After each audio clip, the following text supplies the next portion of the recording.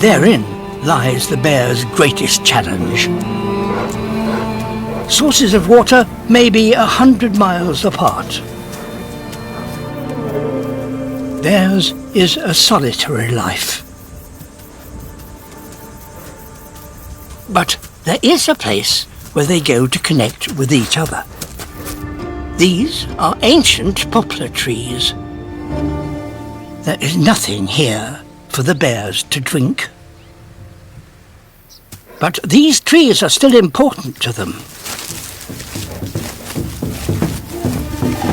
As they rub, they leave behind a unique scent. A message to other bears to say they've been here.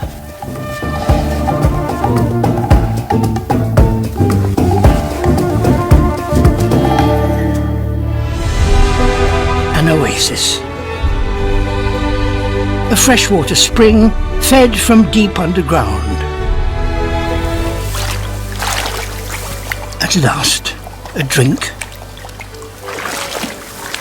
and a refreshing dip.